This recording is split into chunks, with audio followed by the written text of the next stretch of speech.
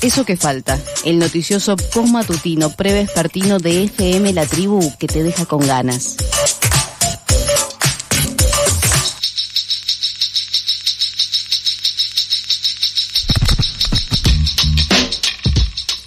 Llegamos al anteúltimo lunes que nos vamos a encontrar acá en vivo con Santi Marino, y más luego también con Agustín Espada, porque vamos cerrando el año y justo nos dimos cuenta que el lunes que viene es feriado, así que nos vamos acercando a la recta final 2025 de Fuerte al Medio. Hola Santi, ¿cómo estás?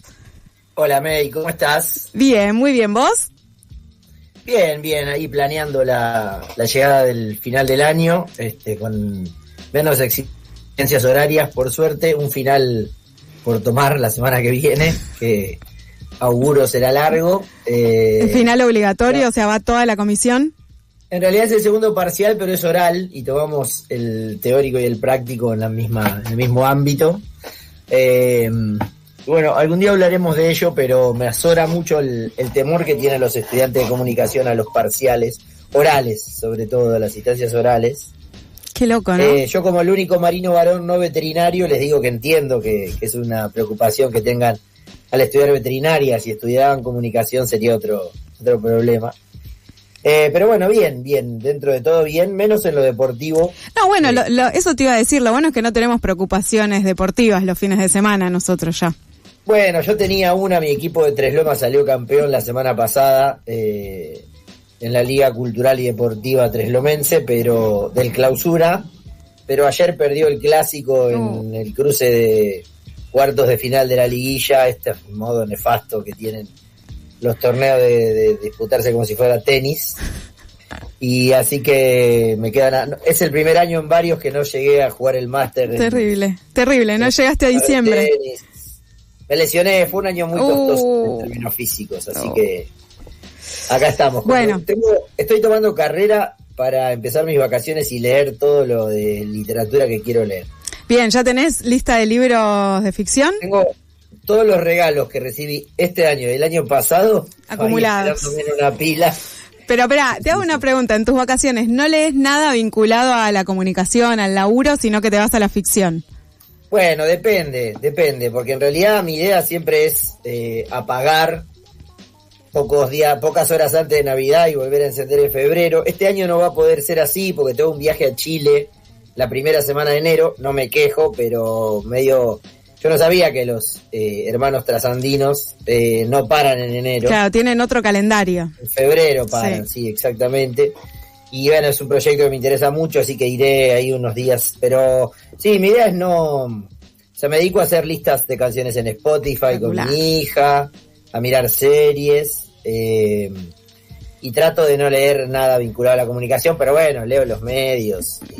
Bueno, sí, pero eso es otra cosa, ¿no? Yo pienso en términos académicos, de lectura académica, ¿no. Soltás. Trato de que sea solamente ficción. Bien. Sí, eso es lo que trato. No siempre, insisto, vivo en Argentina, no siempre se puede. Aparte que enero, papito, ¿no? Nos toca, nos espera. Yo creo que el año 2008 nunca terminó y así estamos. Yo me casé en el 2009, tuve mi hija en el 2015. Quedamos ahí. En el 2008, sí. Quedamos ahí atascados. Bueno, me gusta porque estamos armando listas de lecturas que para el momento Santi Marino deberían terminar el 31 de diciembre, lo cual hace que tomemos efectivamente carrera para antes del 31 de diciembre poder leer esta publicación que también salió hace muy poquito, hace menos de un mes, ¿no? La publicación. Sí, bueno, efectivamente, hoy vamos a hablar de este libro, le muestro a la cámara a May porque... Me encantó la tapa, sí. Que es el libro Política, Negocios y Periodismo, 80 años de Clarín, un libro que acaba de publicar la Universidad Nacional de Quilmes, está disponible para bajar gratuitamente en la página web de la universidad y es un título que publicaron Guillermo Mastrini, Martín Becerra y Ana Viverger.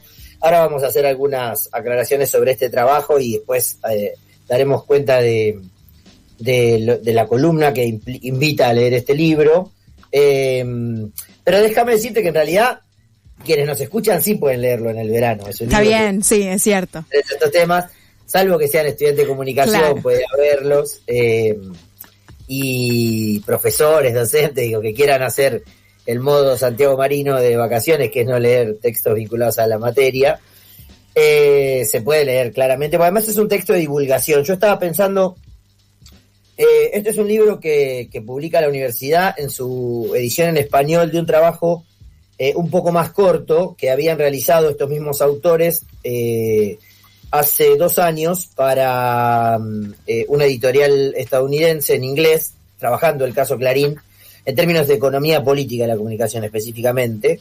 Y ahora, en ocasión de que este año fue el año de del 80 aniversario del diario Clarín, que es el medio que le dio origen al grupo, lo extendieron, hicieron algunas entrevistas más que complementaron y dieron cuenta hasta el periodo del gobierno que está transcurriendo de Javier Milei, para pensar, yo podría plantear estos términos, en la historia de los medios en Argentina de la mitad del siglo XX en adelante, a partir de la historia del grupo Clarín, se entienden una cosa vinculada a la otra, para pensar la actualidad del sistema de medios, para darle sentido y entidad a algunas de las afirmaciones que hemos hecho aquí durante muchos años en Fuerte al Medio. Por ejemplo, para plantear una de las cosas es que a pesar de que Clarín es un diario que tiene un fundador, que es Roberto Noble, y que fue fundado casi con la misma lógica que cualquier diario en finales del siglo XIX, que es cuando se fundan la mayoría de los diarios, que es con un objetivo político concreto. Noble quería ser presidente de la nación. La historia de Clarín se explica fundamentalmente a partir del hombre el hombre de Clarín, que es Héctor Manieto, no su fundador Noble. Claro. Hay casi una casualidad etaria. Manieto cumplió este año 81 años y el grupo Clarín tiene 80. Wow, mirá. Pensé que era mucho más grande Manieto, mirá. No, tiene 81 años. En los últimos años estuvo muy afectado por una enfermedad de la que parece haber salido, más allá de las consecuencias físicas que tuvo sobre su persona.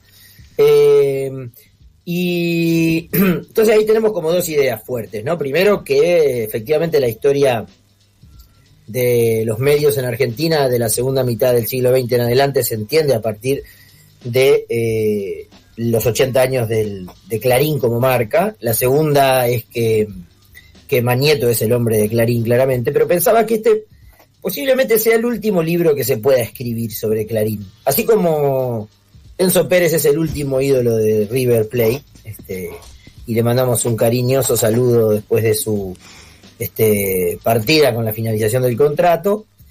Hay una lista de libros. Yo tengo un curso planificado de posgrado que alguna vez daré sobre el grupo Clarín, y la bibliografía es toda la que está escrita sobre Clarín, que está relevada en el trabajo de Mastrini, Becerra y Viverger, desde el primer libro embrionario que escribe en ficción Jorge Asís. Sí, claro. Sobre la cuadra de la redacción de Clarín en el diario en los años 80, hasta este último, pasando por los trabajos monumentales de Sivak para su tesis doctoral en historia en la Universidad de Nueva York, los trabajos de Graciela Moschowski, o el trabajo en particular de Graciela Moschowski. Hay varios trabajos de ella, pero uno en particular es sobre Clarín y otro sobre Timerman. En la propia autobiografía que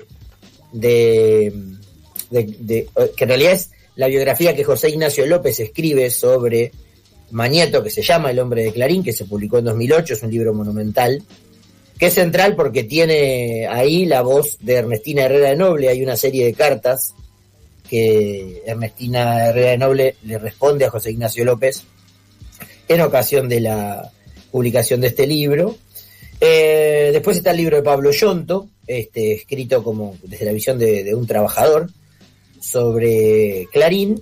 Me parece que este es el último del libro, fundamental. Ahora plantearemos por qué, pero en particular porque hay una situación. Clarín hoy está en un contexto muy particular, que cerraremos la columna planteando 2 preguntas en torno a Clarín, que tienen que ver con el modo en que se respondan. Habilitará la posibilidad de responder si hay o no otro libro. Claro. Exactamente, escribir por Clarín.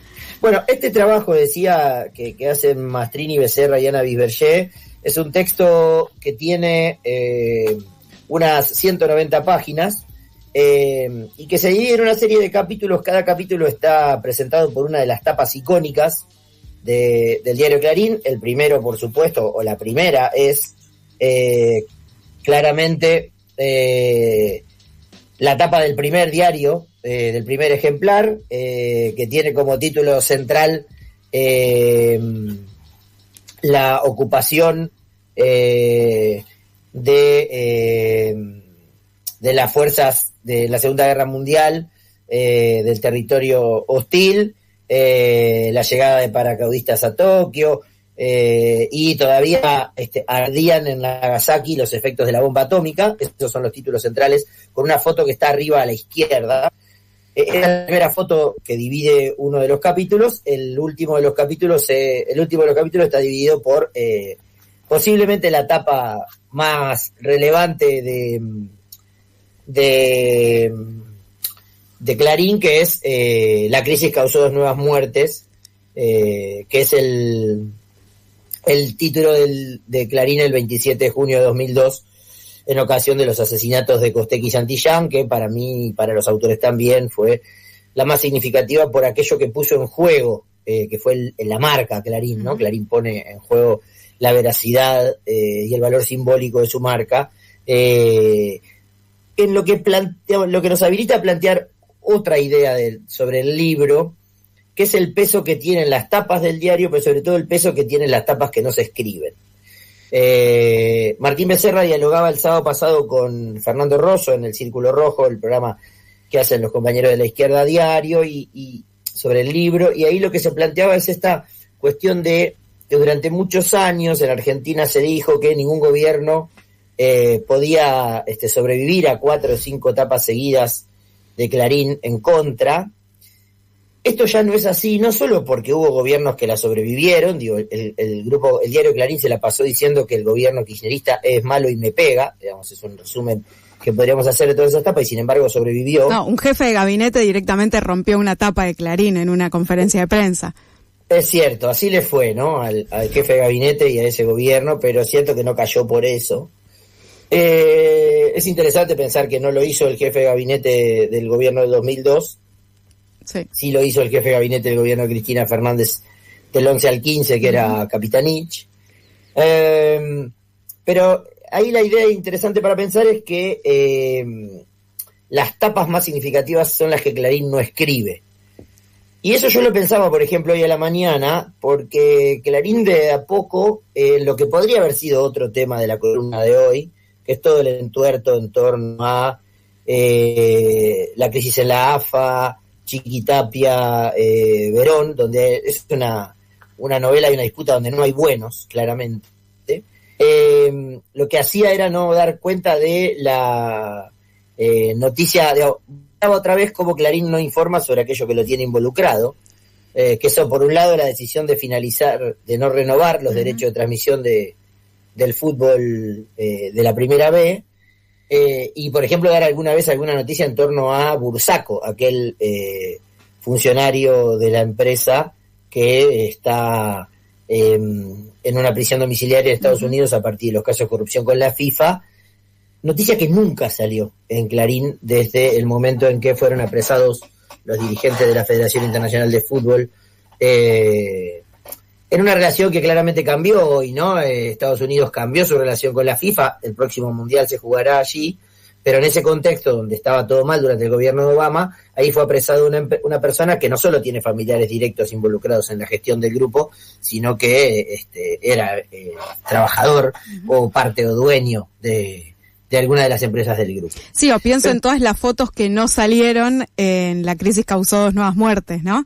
Que las las tenía Clarín, digamos.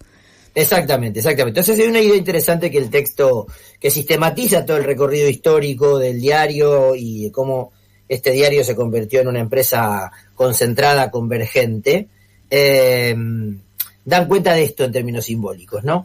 Entonces, en estos 80 años el Grupo Clarín podría ser pensado a partir de 4 ejes y de 4 líneas. Es lo que hace el libro. El primero es pensarlo a Clarín como un actor político. En parte ya lo dijimos, pero Clarín nace así, nace en el 45 como el proyecto que va a sustentar la trayectoria política con la que Noble quería llegar a presidente de la Nación. No tenía partido político, entonces se fundó un diario. El recorrido durante la dictadura militar, donde Clarín fue muy crítico del proyecto económico de la dictadura, pero no de la cuestión política y lo que implicaba este proceso. Era obvio que eso sucediera, y en ese momento terminó siendo socio del Estado SIDA y del diario La Nación y La Razón en la empresa Papel Prensa. Las peleas tan recordadas entre el alfonsinismo y el diario Clarín, y las relaciones de los vaivenes durante los gobiernos de Menem, en donde se convirtió en un multimedio, y en donde, por ejemplo, en los últimos días del menemismo, Ernestina Herrera de Noble pasó 2 noches presa, porque estaba en desarrollo el litigio judicial respecto de la apropiación de sus hijos, de la apropiación, bueno, digamos, pensándolo como parábola, ¿no? Claro. De esa relación entre el menemismo y Clarín. Entonces, primera cuestión central es pensar a Clarín como un actor político. La segunda cuestión es esta idea que decíamos antes de las tapas que tapan más que las tapas que voltean, ¿no? Parece que es un libro que permite pensar en esa idea. ¿Cuántas noticias Clarín no solo maquilló, sino que directamente no incluyó en su agenda, más allá de que durante mucho tiempo fue, por un lado, el sostenedor del sentido común de la Argentina, un diario escrito para contrapesar entre lo que, sobre todo desde la creación de Página 12 en mediados de la década del 80, y la tradicional línea de derecha de La Nación. Clarín le hablaba a las grandes masas populares de la clase media argentina, que es una clase socialmente extendida, masivamente extendida, sobre todo antes de las primeras crisis del menemismo, y además una clase que está integrada por muchas personas que se autoperciben de clase media, y entonces efectivamente no querían que les dijeran sobre qué pensar, sino más vale sobre qué temas pensar. Claro. Eso es lo que hacía Clarín. Y eso configura este segundo elemento que el libro destaca, ¿no? Las tapas que tapan más que las tapas de Clarín que voltean. Recordemos que, por ejemplo, Clarín es hoy el principal operador de telefonía fija, el principal operador de Internet por banda ancha fija, el principal operador en términos de clientes y de facturación de la TV paga, es el dueño de la radio AM más escuchada, de la radio FM más escuchada, es el dueño del segundo canal en nivel de audiencia de la televisión abierta, es todavía el primero en materia de la prensa gráfica papel, el diario más leído, y es el tercero, este es un dato que yo subrayaría en amarillo, es el dueño del tercer portal de noticias más visitado. Esto lo ubica claramente como un gran conglomerado, desmiente la tesis del monopolio, pero en el escenario hacia donde va el sector informativo en términos digitales, que es el de los sitios web, Clarín está no solo de Infobae, que es el sitio web más visitado, sino también de La Nación. Esto tiene una explicación de su modelo de negocio. Recordemos la definición de modelo de negocio, que es proposición de valor más elección de un canal de difusión más definición de una fuente de ingresos. Como Clarín ha decidido para su portal de noticias que la fuente de ingresos sea el muro pago, esto lo ha relegado claramente en el ranking de sitios más visitados. Claro. De hecho, recuerdo un texto de Becerra, donde Becerra criticaba esta cuestión del muro de pago de Clarín por ser un medio generalista, ¿no? O sea, aquello que no encuentro en Clarín y que es una información general, la voy a buscar a otro lado, a otro medio donde no haya muro de pago, ¿no? Absolutamente, porque nosotros bien lo sabemos, lo hemos dicho muchas veces, si hay algo que no resulta escaso en el desarrollo de Internet es la información, y entonces si yo quiero saber cuál es el pronóstico del tiempo, cuánto está el dólar o cualquiera de las noticias que uno busca más o menos atractiva en términos de audiencia en sitios informativos, la encuentra en Infobae, cuyo modelo abierto lo tiene como principal sitio en términos de visitas, y también en La Nación, que ha modificado y ha generado una combinación de formas de negocio. Por eso subrayaba en amarillo. Sin embargo, Clarín es también todo lo que planteábamos antes. Uh-huh. Y eso tiene que ver con el tercer punto del libro que me interesa destacar. Si el primero es el de pensar a Clarín como un actor político y el segundo es pensar las tapas que dan y no las que voltean. El tercer punto tiene que ver con el acierto en las los aciertos en las inversiones que permitieron sostener aquella primera tesis, que es la de Clarín como de Magneto como el hombre de Clarín, el más importante, y que le permitieron llegar primero o casi primero a todos las innovaciones tecnológicas y a los modelos de negocio, ¿no? Entonces, por ejemplo, Clarín, que es un diario en el 45 que se incorpora adelantándose en la cadena de producción con papel prensa en el 77, que se incorpora a el sistema de radiodifusión de modo ilegal en el año 88 a partir de tener Radio Mitre, que se incorpora ya sí legalmente al mercado audiovisual cuando recibe la licencia para operar Canal 13 en la privatización del menemismo en el 89, que lleva adelante su expansión hacia la TV paga con la inauguración de Multicanal. ¿Radio Mitre fue ilegal durante 10 años? No, fue ilegal durante 3 años, porque Clarín la tuvo entre el 76 y el 88, no queda claro cuándo desembarcan los gerentes. Hay algunas fuentes que dicen que en el 86, en este libro Becerra, Mastrini y Berguet dicen que en el 88, pero recién fue legal que los diarios tuvieran licencias de radiodifusión en el 89 con la modificación de la ley para la privatización de los canales de tele. Mirá. Entonces, en el 89 tuvo Canal 13, luego la privatización del menemismo. En el 92 crea Multicanal, la empresa que distribuye señales de TV paga por cable en la zona norte del área metropolitana de Buenos Aires. En el 94 se queda con los derechos de transmisión del fútbol en un acuerdo con la AFA, ese que aparentemente tendrá final el 31 de diciembre de este año, y que quizás ayer con el partido entre Madrid y Estudiantes de Río Cuarto tuvo su último gran acontecimiento por la transmisión de la final vía la señal Teis Sport, con la fusión de Multicanal y Cablevisión el año 2006, luego de haberse comprado una parte de BCC en el año 97, en el 2006, entonces la fusión. En el 2015 la llegada primero a Nextel y después a Telecom, y este 2025 con la compra de Telefónica, Clarín llegó primero a casi todos los negocios, y eso fue resultado de los aciertos en las inversiones que con Héctor Magneto a la cabeza convirtieron a Clarín de un diario en un multimedio, de un multimedio en un medio, en una empresa convergente, y en un oferente muy concentrado, convergente y con valorización de capital financiero en una parte de su estructura de propiedad. Claro. Pero como sé que... ¿Me escuchás bien, Macy? Sí, perfecto.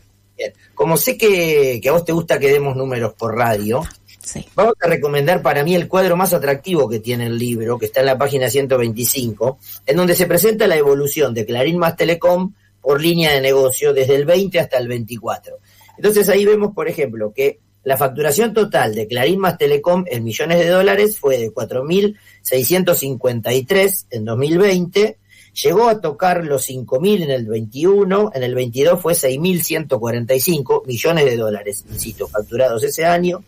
En el 23 fueron 7.680 y en el 2024 está por debajo de los 5.000 millones de dólares. Esto tiene una explicación, que es la devaluación brutal que llevó adelante el gobierno de Javier Milei, ni bien asumió, de la moneda. Claro, pero digamos sí, que la pandemia le pasó por delante, no sufrió ningún tipo de pérdida económica en 2020, 2021. Bueno, sufrió en algunos sectores, sí, sufrió en algunos sectores, pero lo fue compensando con su crecimiento concentrado. Claro. Ahora, cuando desagregamos sector por sector... Pero, o sea, esta es la primera vez que bajó un montón en términos de facturación, 2023. Sí. Exactamente, bajó un 40%, pero insisto, tiene que ver con la devaluación de la moneda. Pero bajó a niveles, estamos hablando en dólares constantes igualmente, ¿no? Pero bajó a niveles similares a los del 2021. En 2021 había facturado 4.900 millones de dólares al año, en el 24 4.910, o sea, bien, casi lo mismo. Ahora, cuando vamos en porcentajes, sector por sector, lo que tenemos es que el cable era casi el 14% del total de los ingresos de Clarín en el 20, llegó a ser el 17% en el 21 y hoy es el 13% del total de sus ingresos. Mientras que Internet estuvo casi en el 20% durante los primeros años y hoy explica el 23,53% de sus ingresos. Las comunicaciones móviles, es decir, ofrecer telefonía móvil implicaba el 30% de sus ingresos en el 20, hoy es el 34%. La telefonía fija, y los datos era casi el 14% en 2020, hoy es el 11%. Y la venta de equipos era el 5% en el 20, hoy es un poquito más, 5,60%.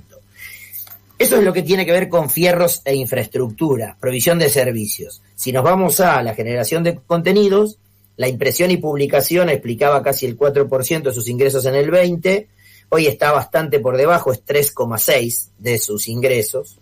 La producción y distribución de contenidos audiovisuales, nos referimos en este caso, oscila el 4% en casi todos los años desde el 20, hoy está por abajo, un poquito por abajo, es 3,9%, pero se mantiene alrededor del 4%. En contenidos digitales nunca superó el 1%, arrancó esta saga desde el 20 hasta el 25, o hasta el 24, en 0,72% de lo que genera Clarín, y hoy está en 0,55%, y el rubro otros era 8% en el 2020, es 4% en la actualidad.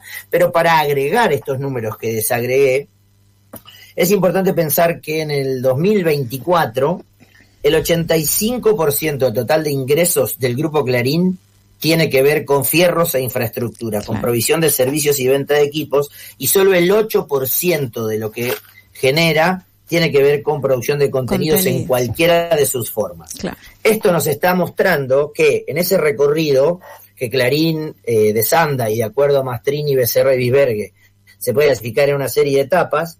Los primeros 40 años de estos 80 fue la etapa monomedia, hasta el año 88. Del 88 al 2006, es decir, 20 de esos 80 años, fue la etapa multimedia.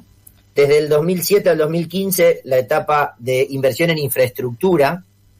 De 2016 a 19, la fusión y la convergencia como rasgos de la etapa. Y desde el 20 hasta el 25 es la fusión convergente ya consolidada.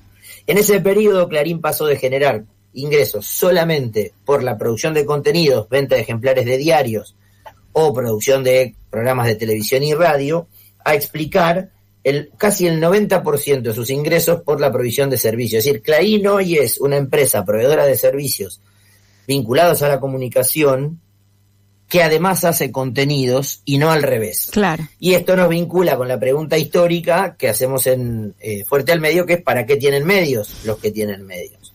Bueno, claramente lo tienen para ganar dinero y para ser un actor político de poder, y eso nos pone, para cerrar la columna de hoy, frente a las dos preguntas que queríamos hacerle a los escritores del libro. No pudimos consolidar una entrevista hoy, pero seguramente lo conversaremos durante el año que viene en Fuerte al Medio. La primera vez, ¿qué va a pasar después de Mañeto? Porque esa pregunta, por primera vez, muestra mucho más tiempo por delante que por atrás. Es decir, el porvenir no va a ser de muchos años más con Mañeto por una cuestión biológica, más allá de que, insisto, el hombre de Clarín ha superado con holgura una dificultad física muy profunda que nunca lo alejó de la gestión del medio. Sí, pero se tiene que jubilar en algún momento. En algún momento, claro. Efectivamente, en algún momento se tendrá que jubilar él, los hermanos Aranda, Pagliaro, y no hay mandos medios relativamente jóvenes que tengan capacidad de toma de decisiones. Pero es una pregunta para hacer, ¿qué va a pasar con Clarín después de Mañeto? Y la otra pregunta para hacerse, y que se la hacen los autores del libro, más allá de la coyuntura política, que es cómo se va a resolver este aparente entuerto que tiene Clarín con el gobierno de Milei. Recordemos que el tuit fijado del presidente Milei es contra Clarín desde marzo de este año por la compra de Telefónica. Es qué va a pasar con el grupo Clarín frente a la competencia que en el sistema convergente y plataformizado tiene que llevar adelante, ya no con jugadores locales, a quienes se fue comiendo uno a uno durante todos estos años, sino con Google y Facebook, ¿no? Claro. De quienes hablamos la semana pasada en relación con los planes de fomento que tienen para la prensa en los distintos lugares del mundo. Y frente a ahí yo voy a plantear una hipótesis que puede ser discutible, pero para dejar una bombita instalada, y lo diré como ricotero de alma que soy. En el texto que presentamos, Becerra, Mastrini y Bisbergue se preguntan cuáles son las razones que han llevado a que Clarín haya sido un campeón nacional histórico con muy poca penetración en el resto de los países de América Latina. Uno podría decir que Clarín es al sistema de medios lo que Patricio Rey y sus redonditos Ricota han sido al rock. Son los grandísimos campeones nacionales, pero no han atravesado las fronteras, ni en términos culturales, ni en términos identitarios. Después de esta polémica, de esta tirada de bomba... Igual está muy bien lo que decís, porque es cierto, pensás rápidamente en Infobae ya hizo pie en esta región, en otros países, ¿no? Clarín siempre se quedó acá adentro. También en un momento donde aquellos capitales extranjeros en medio de comunicación, digo porque lo venís contando también, por ejemplo, con la venta de Paramount de Telefe, ¿no? Capitales extranjeros que estaban en medios de comunicación empiezan a soltar y cada vez se vuelve más local la inversión en medios. Sí, exactamente. Seguramente será una de las líneas con... Te agrego otra línea, Santi, para que no... Exacto. Claro. Seguramente será una de las cuestiones que hablaremos el lunes 15 cuando cerremos Fuerte al Medio 2025 con Agustín ahí en el piso de la radio. Pero esa recuperación del capital nacional, del control de algunos activos, que puede ser leída como la huida de los capitales extranjeros del sistema de medios o la aparente distribución de tareas entre el capital transnacional que se dedica a una cosa y el nacional que se ubica a otra. Es cierto que como modelo de negocio Clarín nunca tuvo éxito en la expansión territorial, más allá de algunas inversiones en Uruguay, muy pocas, otras en Paraguay. Está claro por qué nunca entró en Brasil. Hay un tope claro que es la lengua y el otro tope que es la conformación del grupo Globo, que domina ese territorio y le da discusión incluso a las plataformas OTTs como Netflix.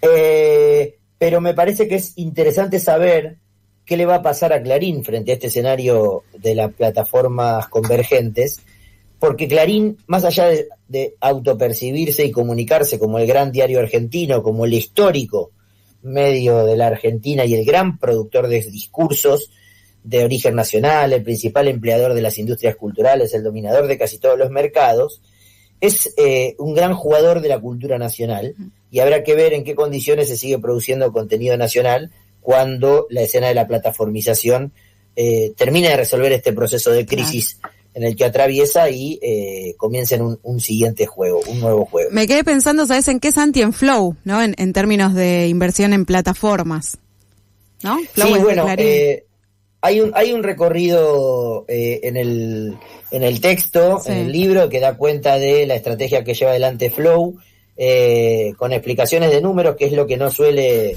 abundar en el mercado argentino. Ahí los autores dan cuenta de que Flow cuenta hoy con 1,5 millones de suscriptores sobre una base total de 3,2 millones de clientes de TV paga por cable que hay en Argentina al cuarto trimestre de 2024. Tiene 3,3 millones de dispositivos conectados y 60 producciones originales a través de coproducciones.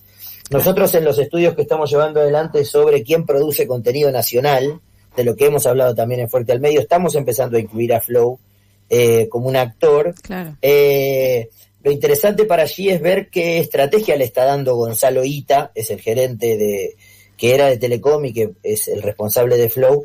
Está pensando en una lógica de supermercado de contenidos, es decir, como Flow se consume básicamente en el televisor, en el aparato televisor, más allá de que hay una estrategia especial para los clientes de telefonía móvil e internet móvil, que tiene rating 0, o sea, si vos sos cliente de personal y tenés Flow, cuando con tu teléfono consumís Flow no te cuentan sobre los datos, es un estímulo para que tengas todo el paquete.